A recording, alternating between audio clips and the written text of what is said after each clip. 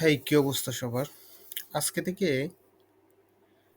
বাংলাদেশের রাজনীতিতে প্রতিহিংসার যে রাজনীতি, সেইটার চরম মাত্রার একটা সূচনা হলো। রাজনীতিতে আসলে আমরা যেটা দেখছি, আহ, আপনার উন্নত বিশ্বে যে রাজনীতি, সেটাতে হচ্ছে সহনশীলতার রাজনীতি হয়। কিন্তু আমাদের দেশে আজকে যেই ঘটনাটা ঘটলো, সেটার পরে আসলে মানে আর বলার অপেক্ষা রাখে না যে আওয়ামী লীগের পরবর্তী পদক্ষেপ কি হবে এবং আওয়ামী সাপোর্টার যারা আছে তারা কি করবে। দেখেন, প্রথম কথা হচ্ছে ধানমন্ডি ৩২ কোনো শেখ হাসিনার নিজস্ব বাসভবন না, বা এটা এটা হচ্ছে একটা স্বাধীনতার মূর্ত প্রতীক, এম্বডিমেন্ট অফ আওয়ার ইন্ডিপেন্ডেন্স। আমাদের স্বাধীনতার মূর্ত প্রতীক হচ্ছে এই ধানমন্ডি ৩২, যেখান থেকে স্বাধীনতার ঘোষণা আসছিল, যেখান থেকে ৬ দফা আন্দোলনের রূপরেখা আসছিল। আমাদের প্রত্যেকটা স্বাধিকার আন্দোলনের সূচনা যেখানে শুরু হয়েছিল সেটা হচ্ছে ধানমন্ডি ৩২। আজকে যারা ধানমন্ডি ৩২কে পুড়িয়ে বুলডোজার দিয়ে গুড়িয়ে দিয়ে এটাকে মুছে ফেলতে চাইতেছেন, তাদের প্রতি আমি বলবো, ইট পাথরের দালান আসলে ভেঙে গুঁড়িয়ে দিতে পারেন, কিন্তু মানুষের মনে হৃদয়ে ধানমন্ডি ৩২ সবসময় থাকবে। এখানে প্রত্যেকটা পিস, ধানমন্ডি ৩২-এ প্রত্যেকটা ইটের টুকরো জোগাড় করে করে এনে এনে এই ধানমন্ডি ৩২ গড়া হবে।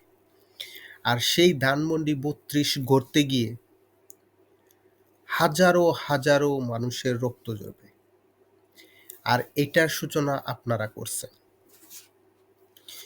এই বাস্টার্ড পিনাকি, ইলিয়াস কুত্তার বাচ্চা, রাজাকারের বাচ্চা, এই খবিসের বাচ্চাগুলা, ফাহাম স্যার আব্দুল সালাম, এইসব কুত্তার বাচ্চা খবিসের বাচ্চাগুলার ইশারায় আপনারা যারা আজকে এই কাজটা করছে, তারা শুধু মনে রাখেন যে প্রকৃতি সব কিছু ফিরিয়ে দেয়। নিউটনের তৃতীয় সূত্র আপনারা সবাই জানেন, প্রত্যেক ক্রিয়ার একটা বিপরীত প্রতিক্রিয়া আছে। আপনারা খুব ভালো করেই জানেন ধানমন্ডি ৩২ হচ্ছে আওয়ামী লীগের সাপোর্টার যারা, সাধারণ মানুষ যারা, যারা মুক্তিযুদ্ধে বিশ্বাস করে, এমনকি যারা আওয়ামী লীগ করে না, শুধুমাত্র এরকম অসংখ্য মানুষ আছে যারা আওয়ামী লীগ করে না কিন্তু বঙ্গবন্ধুকে ভালোবাসে, ৭১কে ভালোবাসে, ধানমন্ডি ৩২কে ভালোবাসে। সেই সব মানুষের বুকে, হৃদয়ে যে রক্তক্ষরণ আপনারা সৃষ্টি করছেন, সেইটার জবাব এই দেশের মানুষই দিবে, সময় মতো, সময় হলেই দিবে। আর সেইটার জবাব কি পরিমাণ ভয়ঙ্কর হতে পারে সেইটা আনইমাজিনেবল হবে। সেইটা ইমাজিন করার মতো ক্ষমতা সাধারণ মানুষের পক্ষে সম্ভব না। আল্লাহ না করুক, এমন যদি হয়, যদি গৃহযুদ্ধ শুরু হয়ে যায়, তাহলে কি হবে দেশের অবস্থা? দেশে আজকে দেখেন, ট্যাক্স বাড়াচ্ছে, সব ধরনের প্রত্যেক দিন কত হাজারো হাজারো সমস্যা সামনে আসছে, কিন্তু সেই সবের দিকে লক্ষ্য না রেখে ওদের এই রাজাকারের বাচ্চাদের লক্ষ্য হচ্ছে গিয়ে ধানমন্ডি ৩২।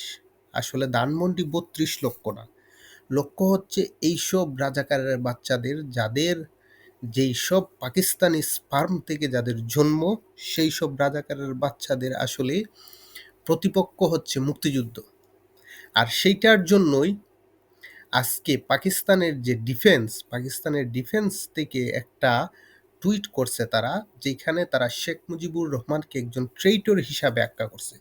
তাইলে বুঝতে পারতেছিস গান্ডুর বাচ্চারা, খবিসের বাচ্চারা, হ্যাঁ, এটা আসলে কাদের ইশারায় হচ্ছে, কারা এটাতে পুলকিত হচ্ছে, কারা এটাতে আনন্দ পাচ্ছে। তোরা সেই সব পাকিস্তানি প্রেতাত্মা যাদের স্পার্ম রয়ে গেছে এই দেশে, তোদের বিচার এই বাংলার মাটিতেই হবে। যদি আমরা বেঁচে থাকি আওয়ামী লীগ সাপোর্টাররা, ইনশাআল্লাহ তোদের বিচার এই দেশেই হবে, এই দেশের মাটিতে, এই দেশের আইনের মাধ্যমেই হবে।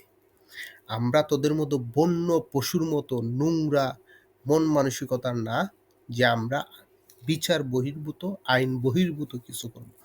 আমরা এই দেশের সংবিধান অনুসারে, এই দেশের আইন অনুসারে যা প্রাপ্য সেইটা আমরা তোদেরকে বুঝিয়ে দিব। সেটা সময় আসলে তোরাই বুঝতে পারবি। তোরা যেইভাবে আজকে বন উল্লাস করে এই পিনাকির বাচ্চা, ইলিয়াসের বাচ্চা, কুত্তার বাচ্চাদের কথা শুনে তোরা অলরেডি 5 তারিখে এটারে পুরাইয়া দিছস, আজকে ভেঙ্গে গুড়িয়ে দিছস। এই হাসনাত, সার্জিস, উপরে আল্লাহরে সাক্ষী রাইখা বললাম, হৃদয়ে যে রক্তকরণ হইতেছে, কি পরিমাণ রক্তকরণ হচ্ছে সেটা বোঝানোর মতো না। তোরা আজকে যেই আঘাত শুরু করছস, মনে রাখিস তোরা আঘাতের রাজনীতি শুরু করছস, আঘাতের রাজনীতি আঘাত দিয়েই হবে। বাংলাদেশে কোনো ধরনের সহনশীলতার রাজনীতি আগামী 100 বছরেও হবে না। আজকে বঙ্গমাতা ফজিলাতুন্নেসা হলের নাম ফলক বদলাইতে গিয়া একটা না দুইটা উপরে সিঁড়ি এই কি দিয়ে মই বাইয়া উঠছে, উঠার পরে ওইখান থেকে পইরা মারা গেছে।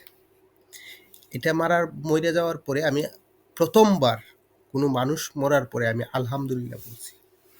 কিছু গান্ডুর বাচ্চা আছে যে, আমি জানি আমার ভিডিও কেউ খুব কম মানুষ দেখে, 10-15 জন 20 জন, কিন্তু এইগুলা আমি ডকুমেন্টেড করে রাখতে চাই।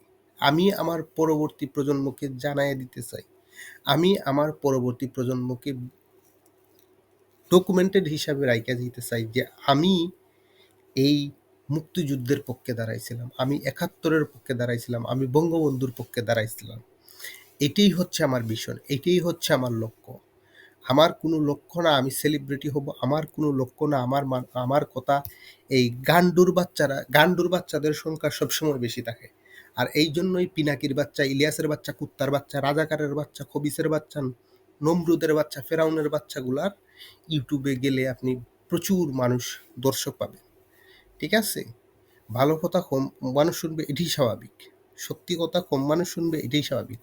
গান্ডুর সংখ্যা বাংলাদেশে বেশি, সবসময় বেশি ছিল, এখনো বেশি, সবসময় বেশি থাকবে। এই কুত্তার বাচ্চাদেরকে উচ্ছেদ করার জন্য যদি আবার যুদ্ধ হয়, যদি 71-এর পক্ষে নামার জন্য আবার যুদ্ধ হয়, ইনশাআল্লাহ সেই যুদ্ধে আমি শামিল হব। সেই পর্যন্ত আমি এই একটা কথা বলেই শেষ করতে চাই যে মানুষের হৃদয়ে যারা থাকে তাদেরকে মুছে ফেলা যায় না। 71 বঙ্গবন্ধু, এই দুইটা মুদ্রার এপিঠ ওপিঠ, এই দুইটাকে মুছে ফেলা সম্ভব না, সম্ভব হবে না, কোনোদিনও না। কিন্তু তোরা রাজাকারের বাচ্চা হাসনা, সার্জিস, নাহিদ, আসিফ আর এই উপদেষ্টাদের মধ্যে যারা আছে প্রত্যেকটাকে ঝুলিয়ে ঝুলিয়ে মারা হবে। এইটা একদম লিখে রাখেন। ধন্যবাদ।